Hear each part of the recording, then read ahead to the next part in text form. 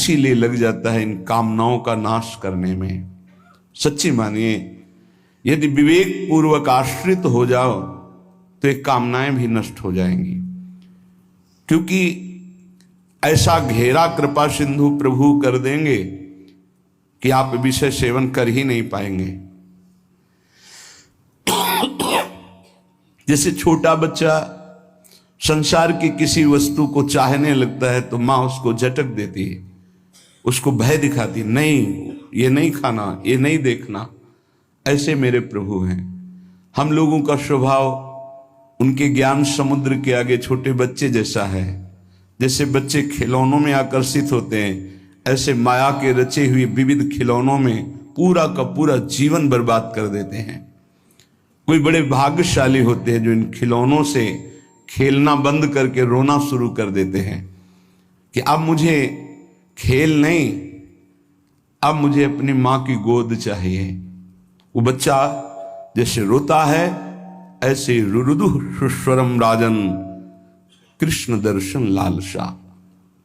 हमारा हृदय रोने लगे, मुझे प्रिया लाल चाहिए, मुझे भगवत प्राप्ति करनी है। ये बड़ी दुर्लभ बात है और ये रसिक संग से आ ही जाती, क्योंकि ऐसा घेरा होता है। मन विषयों को चाहता है, विषय मिलेंगे नहीं तो फिर लगता है अब इससे बचे कैसे।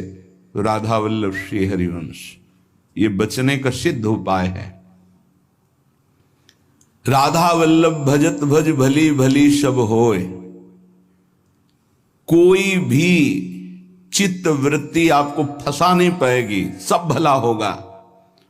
होए विषय विषनाश, होए वृंदावन बस गति, होए सुदृढ़ सत्संग, होए रस रीति अगाधा, होए सुजस जग प्रगट, होए पद प्रीति सुराधा। राधा वल्लभ राधा वल्लभ राधा वल्लभ ये स्वयं जपो और जिनके मुख से निकलता है उनकी चरणों में प्रणाम करो, उनकी चरण धूलि माथे पे धारण करो। होए विषय विषनाश, ये जो विषय रूपी विष हमारे हृदय में फैल रहा है इसका नाश हो जाएगा। सिद्ध औषधि है। जासु नाम भव भेषज, इस संसार रूपी महान फसाव से बचाकर सच्चिदानंद में स्थित करने की सिद्ध ये पद्धति है। मुख में नाम, हृदय में ध्यान। मान लीजिए, बार बार कर, शाम की भी यही कहा था, मान लीजिए। होए विषय विषनाश, होए वृंदावन बस गति, होए सुदृढ़ सत्संग, होए रस रीति अगाधा, होए सुजस जग प्रगट, होए पद प्रीति सुराधा। सब कुछ इसी से प्राप्त हो जाएगा। श्रीपाद प्रबोधानंद जी महाराज कह रहे हैं, यदि आपको रसिकों का संग मिल गया है, वृंदावन वास मिल गया है, तो दोष दर्शन मत करना। क्यों? यहां अगर हमें दोष दिखाई दे रहा तभी तो हम दोष दर्शन करते हैं। तो कह रहे हैं, वृंदावनस्थेष्वप्येत्र दोषा नारोपयन्ति स्थिर जंगमेषु आनंदमूर्ति स्वपराधीनस् ते श्री राधिका माधवयो कथम स्युः। जो श्री जी की कृपा से वृंदावन आया, वृंदावन धाम में भले 1-2 दिन ही वास किया, उसको चाहिए कि अपनी दृष्टि बचावे, या जो अखंड वृंदावन वास कर रहा है, किसी भी प्राणी में दोष दर्शन यहां मत करना, क्योंकि सब राधा कृपा कटाक्ष से पूरित हैं। ये अभी उनमें दोष दिखाई दे रहा है, लेकिन वो दोषी नहीं होंगे, वो प्रियालाल को प्राप्त होंगे। आप ये विचार कीजिए कि प्रियालाल की कृपा से इनको वृंदावन वास मिला है, इनकी किसी साधना से नहीं मिला है। तो हो सकता है इनमें कोई असाधन हो, इनमें कोई त्रुटि हो, इनका स्वभाव कुछ बिगड़ रहा हो, पर महारानी जी ने पास कर दिया, इन्हें अपने महल में रख दिया, तो हम इन्हें प्रणाम करते हैं। हम इनके दोष दर्शन नहीं करेंगे। बोले यदि दोष दर्शन किया तो तो बोले दोष दर्शन यदि किया वृंदावन वासियों के प्रति, वैष्णवों के प्रति, तो राधा माधव कभी आप पर प्रसन्न नहीं हो सकते। फिर जीवन का लाभ क्या रहा? श्री राधिका माधवयो कथम शिव, वो आपसे कैसे प्रसन्न हो सकते हैं? उनके द्वारा स्वीकार किए हुए नीच जनों पर आप दोष दर्शन करें। नहीं, दोषी हैं तो कहते रहे कि हो सकता है उसमें दोष हो, पर वो रहेगा नहीं, उसका दोष नष्ट हो जाएगा, क्योंकि प्रियालाल ने स्वीकार किया है। इसीलिए गीता में श्री भगवान जी ने कहा है, अपिचेत सुदुराचारो भजते माम अनन्य भाग साधुरिव समंतव्य सम्यक व्यवसिता हिस्सा। वो सांगोपांग दुराचार पापाचार करता रहा है, उसके मन में एक बात आ गई कि मैं बहुत पापी हूं, सत्संग सुनकर या जैसे भी, मेरा उद्धार तो सिर्फ भगवान की करुणा से हो सकता है, और उसने अंदर से भगवान का आश्रय ले लिया। अब उसे तुम पापी नहीं कह सकते हो। भगवान कह रहे हैं साधुरेव समंतव्या, अब उसे साधु मानो। साधु को साधु मानने के लिए कभी आज्ञा नहीं दी गई। वो साधु नहीं है, वो पाप आचरण करने वाला पापी रहा है, दुराचारी रहा है, पर उसने भगवान का आश्रय ले लिया है। अब भगवान कह रहे हैं करो सद्य ते साधु समानम, मैं साधु बनाऊंगा। अब वो साम दाम और दंड भेद से सीधे रास्ते लाऊं, नकली से बनाऊं असली, भगत मेरे मुकुटमणि। भगवान की विशुद्ध कृपा होती है। ये अनंत जन्मों के ऐसे दुर्वासनाएं परत की परत छुपी हुई कि साधन भजन करते हुए भी वो निकलती रहती हैं। अगर जरा संग हो जाए अंदर की वासना का तो हमको कहीं ना कहीं आसक्त कर देती है। बड़े कृपालु हैं, वो हमारी चूक को ना देख करके वो करुणा करते हैं और हमें आगे बढ़ाते हैं। श्रीपाद कह रहे हैं यदि आप ऐसा करेंगे तो राधा माधव आप पर कभी प्रसन्न नहीं होंगे। दोष दर्शन की आगे के श्लोक में निंदा की बात कर रहे हैं। ये वृंदावनवासी निंदन रता, ये वान वृंदावनम श्लाघन्ते तुलयन्ति, ये चकुधियो केनापि वृंदावनम, ये वृंदावनमत्र नित्य सुख चिद रूपम सहन्ते नवा, तै पापिष्ठ नराधमैर्भवतु स्वप्नेपि में संगति। जो वृंदावन वासी हैं, जिन्होंने आजीवन वृंदावन वास का नियम ले लिया है, यदि कोई उनकी निंदा कर दे, श्रीपाद कहते हैं कि पापिष्ठो नराधमई, सारे पुण्य उसके नष्ट हो जाएंगे। वो महापापी कि जो दुर्गति होती है उसको होगी। नराधमई, वो समस्त मनुष्यों में अधम गति को प्राप्त होगा। वैसे भी सिद्धांत में ध्रुवदास जी ने वर्णन किया है, पर निंदा किए ते आवत नहीं कछु हाथ, मूर्ख पर्वत पाप को ले चल अपने साथ। दूसरों की निंदा करने से हाथ तो कुछ लगता नहीं, और पाप की पोटरी सर पर रखकर नरक जाना होता है। और कहीं भक्तन निंदा तो अति बुरी भूल करो जिनको, भक्तों की निंदा तो भूल कर मत कर देना कि सुकृत बहु जन्म के क्षण में डारे खोए। एक क्षण में निंदा की भक्त वैष्णव महापुरुषों की, सब सुकृत नष्ट हो गए, सब भाव नष्ट हो गया। यदि कहीं तुमको ऐसा लगता है कि ये गलत है, तो प्रियाजू से प्रार्थना करो कि मेरी दृष्टि पावन कर दो। आपने इनको पसंद किया, आपने स्वीकार किया, आपके महल में रह रहे, पर मुझे दोष दर्शन हो रहा, स्वामिनी मेरी दृष्टि को बदल दो। श्री वृंदावन के वास करने वाले की पूरी जिम्मेवारी प्रिया प्रीतम ले लेते हैं, तो परम बंदनीय और प्रशंसनीय हो जाते हैं। चाहे वो ये क्रूरापि पापिनो न तो सताम संभाष्य दृश्या से। क्यों? क्योंकि अब वो ठीक हो जाएंगे, पक्का ठीक हो जाएंगे। प्रिया प्रीतम बहुत कृपालु हैं।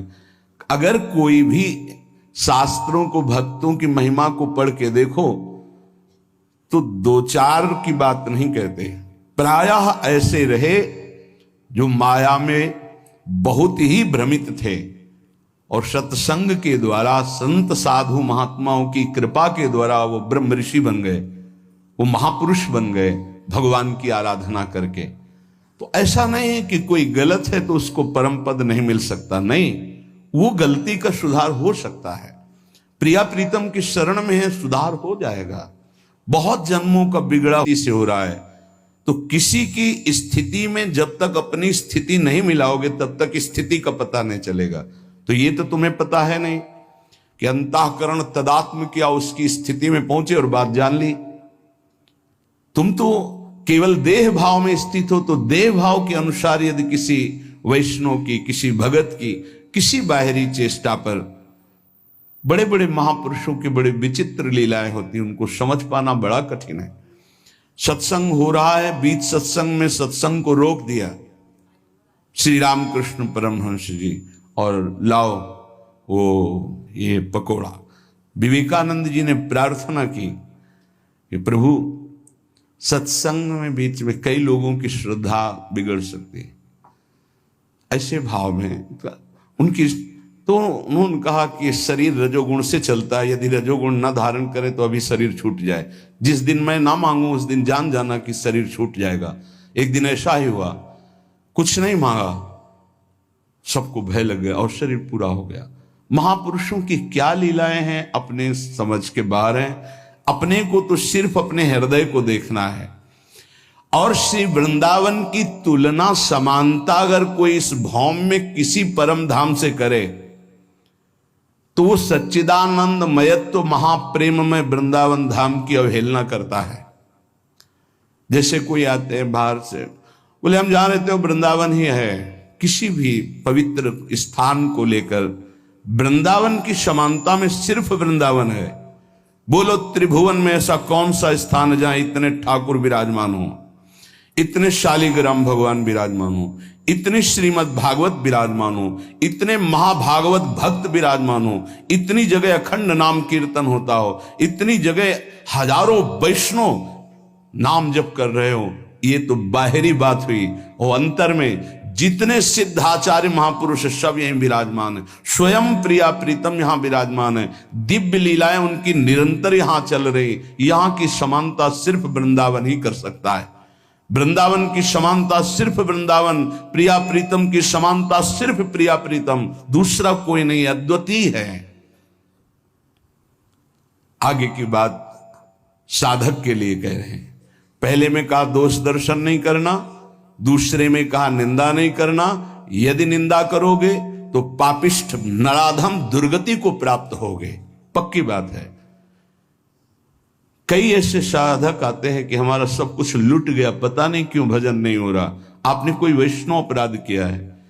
आप ध्यान दीजिएगा, आपके भजन में विक्षेप पड़ जाए और घंटा 2 घंटा 4 घंटा यदि भजन में विक्षेप रहे तो ये जानना कि गुण धर्म से ये विक्षेप पड़ रहा है।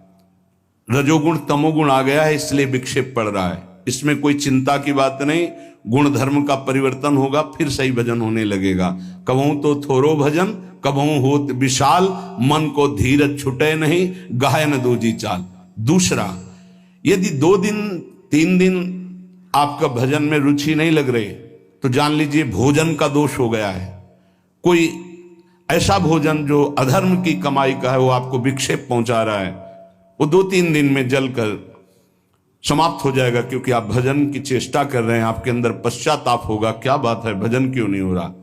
तीसरा, यदि कई दिन तक भजन में विक्षेप पड़ रहा है तो फिर दूसरा कोई कारण नहीं हो सकता, वैष्णव अपराध बन गया।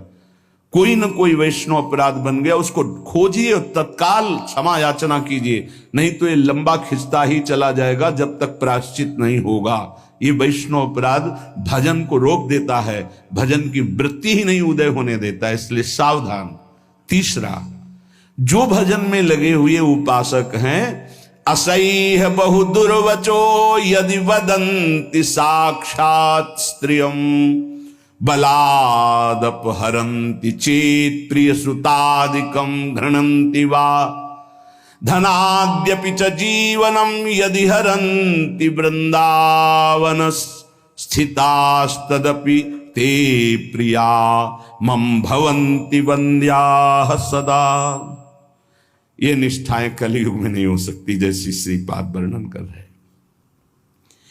यदि वृंदावन वासी हम हैं, प्रिया प्रीतम के उपासी हैं, कोई मेरे सामने मुझे गाली दे रहा है, मुझे बिल्कुल विचलित नहीं होना। ये यहां तक तो आगे जो वर्णन करें वो शायद ही कोई ऐसा असंभव इस समय वर्तमान में, जैसे रसिकानन्यमाल में कुछ महाभागवतों के चरित्र हैं, असंभव कि वैसा कोई कर ले। किसी के पुत्र को कोई मार दे और उसका चरणामृत उतारे। बड़ा आत्मनिष्ठ महापुरुषों का वर्णन है रसिकानन्यमाल में। यहां ऐसा ही कोई असह्य दुर्वचन गाली मुझे दे, मैं वृंदावन का आश्रय प्रिया प्रीतम कर लियूं तो मेरा कर्तव्य है सह जाना। यद्यपि यह भी कठिन पर यह सह सकते हैं, लेकिन आगे जो लिखा है कैसे उसका वर्णन करें। मेरे सामने जबरदस्ती यदि मेरी अर्धांगिनी, मेरे पुत्र, मेरी संपत्ति, उसका अलग अलग भाव लिखा है। स्त्रियं बलाद अपहरन्ति प्रिय श्रुतादिकम घृणन्ति धनाद्यपि च जीवनम यदि हरन्ति वृंदावन स्थितास्तदपि ते प्रिया मम भवन्ति वन्द्या सदा। गजब की बात है, गजब की है। कोई भगवान ही हृदय में आके बैठ जाए उस भक्त के तो ये बात हो सकती है। यदि मेरे प्रियजनों का, इसमें तो घृणन थे,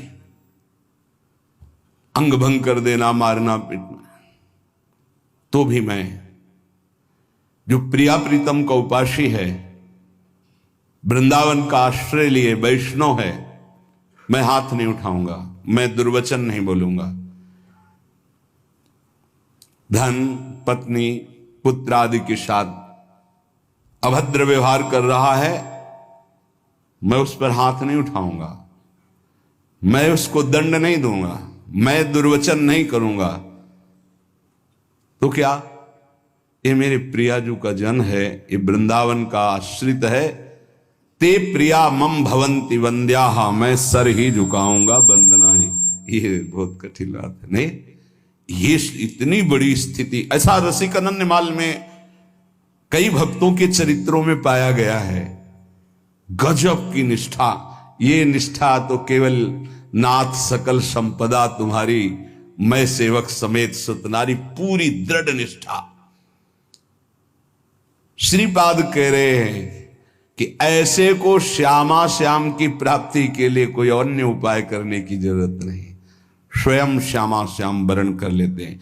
मेरे संबंध से, मेरे धाम के संबंध से तुमने क्षमा किया तो हम तुम्हारे सारे अपराधों को क्षमा करते हैं और स्वीकार करते हैं। परस्वस्तेयैक व्यसनमपि नित्यं परवधू प्रसक्तम विश्वेशामह बहुधा हिंसकमपि दुराचारम लोभाद्युन्पहतमपि भ्रात तरुणम दिवांधस्तम वृंदावन गत जन्म नाम गणे। श्रीपाद ये वृंदावन महिमामृत पूर्ण होने जा रहा है, बड़ी जोर की बात कर रहे हैं।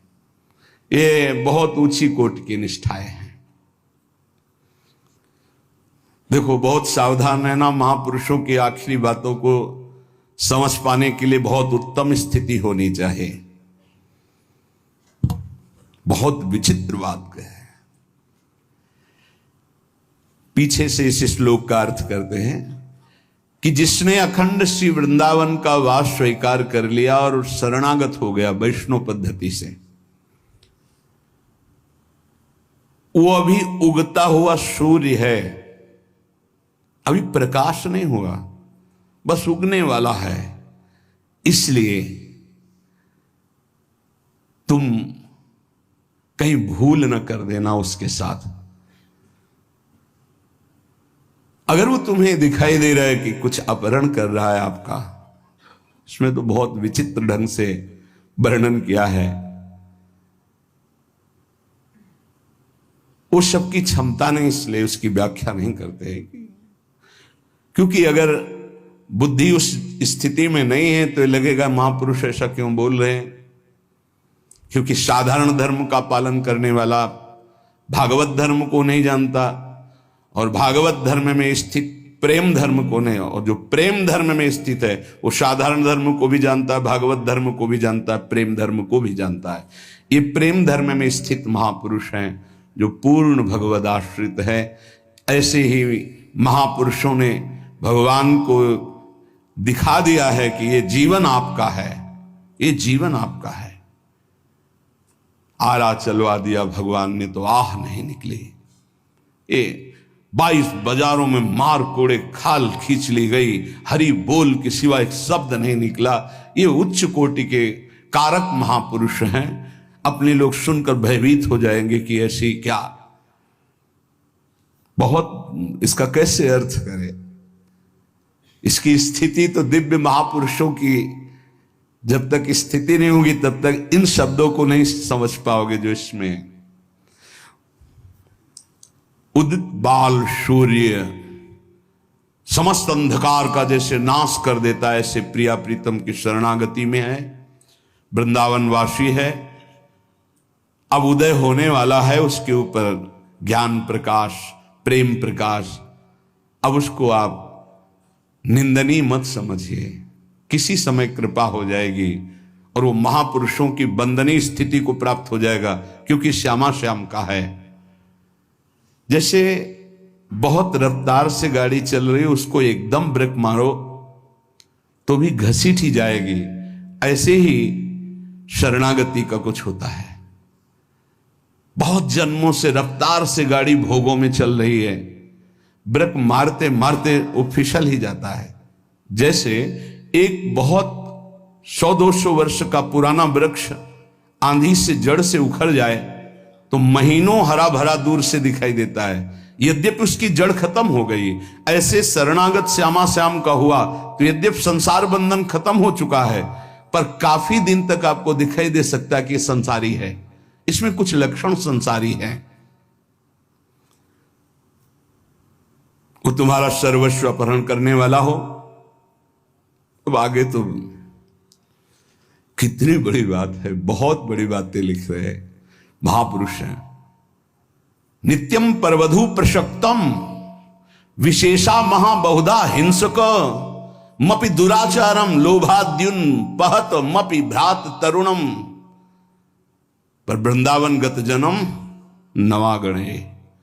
मैं नमन करता हूं, उनकी गणना हम दुराचारियों में नहीं करेंगे, क्योंकि प्रिया प्रीतम की शरण में हो गए, ये परम पद के अधिकारी होंगे। आंतरिक बात कि हमें यह देखना है कि ये प्रभु के जन हो चुके हैं, आज नहीं तो कल इनका सुधार निश्चित हो जाएगा। इसमें दो बातें हैं। एक है जो हमारे हृदय की अनंत वासनाएं हैं, प्रभु के द्वारा ही उनका सर्वनाश होगा। कोई चाहे जितनी बढ़कर बात करे, अपने बल से निर्विकार पूर्ण रूप से हो ही नहीं सकता। ये तो कृपा से होता है। अब कृपा हो गई, कहां भोगों में फंसा जीव संसार का, प्रभु की शरण में आया। फिर प्रभु की शरण में आकर के उस शरणागति को नहीं जान पा रहा है, लेकिन उसकी वासनाएं वैसे ही प्रबल है। पर उस शरणागति जिनके हुए वो जान रहे हैं कि मेरे आश्रित हुआ है, मेरी माया प्रबल है, वो चूक ना देख करके अपनी करुणा से उसका परम मंगल कर देते हैं। ये आप इसी भाव को समझ करके ध्रुवदास जी लिख रहे हैं, अवगुण करे समुद्र सम गनत नापनो जान, राई के संभजन को मानत मेरु समान। इसका मतलब ये नहीं कि कोई स्वतंत्र रूप से ऐसे वासनाओं में नहीं, वो हरि का जन है, वो जलाकर राख कर देंगे हृदय को। उसको त्राहिमाम बोलना पड़ेगा और सही मार्ग में चलना पड़ेगा, पक्का। ये हृदय की बात कहते हैं। हमारा हृदय या आपका हृदय सब मायाकृत है।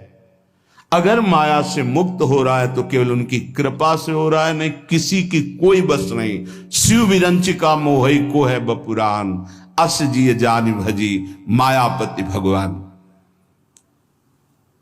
अगर उपासक बहुत पापाचरण किए हैं, अब उपासना में रत है, तो कुछ उसकी ऐसी बातें होती है जिनका सुधार होना होता है, क्योंकि वो सिद्ध पुरुष नहीं है। हमें चाहिए कि अगर हमें दोष दर्शन होता है तो हम नमन करते हैं, भगवान जिन्होंने आपको शरण में लिया वही आपको शुद्ध करेंगे, जो हमें शुद्ध कर रहे हैं वही आपको शुद्ध करेंगे। हम भगवान से प्रार्थना करें कि जो साधक में दोष है उसको ऊपर कृपा करके उठावें कि दोष उसे छू न पावे, और हम पर कृपा करें कि हम दोष दर्शन न कर पावें, और हम नाम जप करें। जब कोई नाम का आश्रय ले लेता है तो चाहे जितना उससे अपराध बन गया हो, हमारे शास्त्र कहते, ध्यान से सुनना, पापानलस्य दीप्तस्य मा कुर्वन्तु भयं नराः, गोविंद नाम मेघौघैर नश्यते नीरबिंदुभिः। इतना पाप किया कि पापाग्नि उसको भस्म कर देती, नष्ट कर देती है। पाप का ऐसा प्रभाव है, विध्वंस कर देता है, पूरे के पूरे साम्राज्य को नष्ट कर देता है। न उसका लौकिक रहने देता है, न पारलौकिक कुछ रहने देता, सब नष्ट कर देता है। ये पाप बड़ा भयावह है, जिसे लोग अज्ञान के कारण सुख समझकर भोगते हैं धर्म विरुद्ध, उसे पाप कहते हैं। धर्म का स्वरूप क्या है? जो शास्त्र कहता है कि करो उसे धर्म कहते हैं, जिसे कहता ना करो उसी को पाप कहते हैं। तो प्रायः जो भगवान का आश्रय नहीं लिए, सत्संग नहीं सुनते, नाम जप नहीं करते, तो पाप से नहीं बच सकते। जैसे लोग कहते हैं मैं भजन नहीं करता, अपना काम धंधा करता हूं, क्या भगवान की जरूरत है? तुम जान ही नहीं पाओगे, तुमसे अपराध बनते जाएंगे, पाप बनते जाएंगे, क्योंकि जो जानने वाली बुद्धि है वो नाम जप से प्रकाशित होती है। देहु कृपा करी बुद्धि प्रकाश, तो जस बरनो हरिवंश विलास। जब हम नाम जप करते हैं तो प्रभु कृपा करके हमारी बुद्धि में ज्ञान का प्रकाश देते, तब समझ में आता है कि हाय मेरे से कितने पाप हो गए, कितनी गलतियां हो गई, पर दीन बंधु पतित पावन प्रभु आपका ही भरोसा है। और नाम जप कर रहे तो बोले जो पापाग्नि उसे भस्म कर देती, उसके लोक परलोक सब जला देती। तो जहां कोई शुरू किया गोविंद गोविंद कृष्ण कृष्ण हरि हरि राम राम राधा राधा, तो बोले जैसे अग्नि प्रज्वलित होकर ज्वाला रूप धारण करने वाली थी पर मेघ बरस गए तो वहीं की वहीं शांत हो गई। ऐसे ही नाम जापक के सारे पाप जो अग्नि रूप उसे जलाने के लिए थे, नाम रूपी मेघ उसको तत्काल शांत कर देता है। वो उसे भस्म नहीं कर पाती और स्वयं शांत हो जाती है। अर्थात पापों का सर्वनाश भगवान नाम से हो जाता है। पर धैर्य पूर्वक जपते रहो, चाहे जितनी विपत्ति आवे, नाम मत छोड़ना। तुमको ऐसे लोग भी कहने वाले मिलेंगे कि जब से तुमने भक्ति शुरू की, नाम जब शुरू किया, देखा तुम्हारा अमंगल हो गया। सच्ची मानिए, अनंत जन्मों के पापों का शमन हो रहा है, तुम्हारा अमंगल नहीं हो सकता। कल एकांतिक में कहा था जैसे भगवान की सामर्थ्य नहीं कि किसी का मंगल कर सके, क्योंकि वो मंगल भवन है, ऐसे ही परम मंगलमय भगवान का नाम, जिसकी जिह्वा पे नाम है तो नाम जपत मंगल दिश दशहु